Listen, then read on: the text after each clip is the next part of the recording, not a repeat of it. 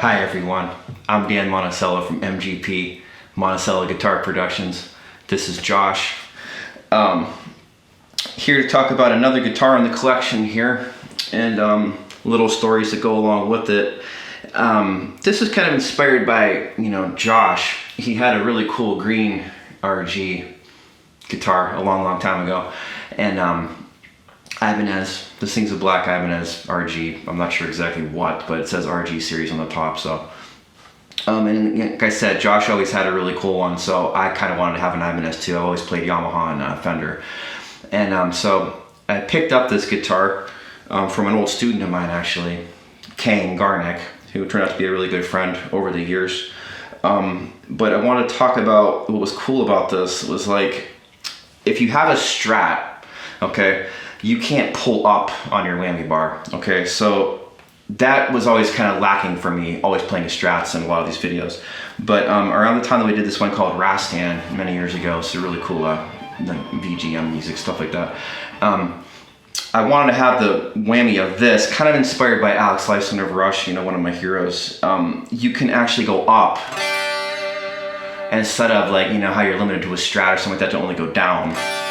And then, so a little bit different, okay? So this is really cool for that. And then you're thinking, like, what's the big deal? But the thing is like a lot of the guitars that you can pull up on the whammy bar, you gotta have a locking nut here, and you gotta have the fancy Floyd Rose and all that other stuff that I really don't wanna spend an hour to mess with every time I gotta change string or something.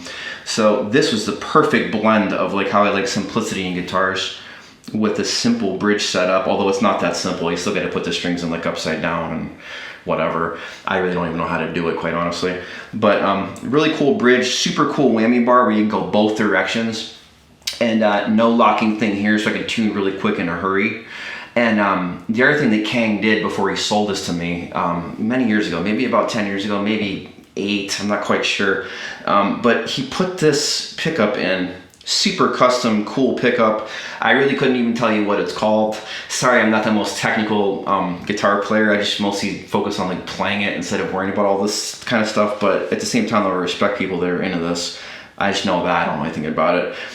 Super cool white pickup, and the whole black design kind of stands out, was kind of cool. Although most of the time when you're playing, being a lefty, you're covering it. You can't tell anyways, but it's got a really great sound. I couldn't even tell you what the guitar sounds like on this setting, which is an original setting, because I only use it down here to use this new pickup sound that he put in.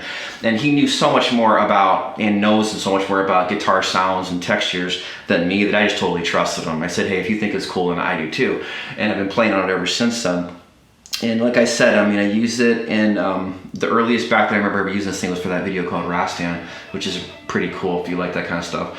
And been using it ever since, on and off when we need it. And it's really turned into a practice guitar for me too, which I leave down in the living room, leave right next to the couch. So if I get inspired, I can grab it real quick right off the couch, grab it and play for a little bit. And then usually my young boy, he comes, runs it up, and he wants to strum on it too. And so you can see there's a lot of like guck on it from like the baby fingers and whatnot. But at the same time, it works, you can't run all the way upstairs and grab your good guitar and keep everybody else sheltered out of your life. So that's kind of what I use this thing for. It's kind of like my go-to for quick practice and quick whatnot, just making something up or learning something really fast. And it's been a super steady guitar.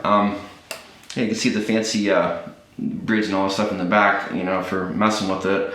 I don't though. I leave it exactly like it is, keep it in standard tuning, and it plays great. All right, so that's really about it for this one. Nothing too wild, but again, Kang, if you're out there and you ever see this video, thanks a lot, man. I really appreciate it, and we've been making good use out of it. All right, so thanks a lot, you guys. And anybody else out there that's got some stories about like whammy bars and a bridge or anything like that, and the headaches that comes along with it, but you still want to have it, you can always let us know.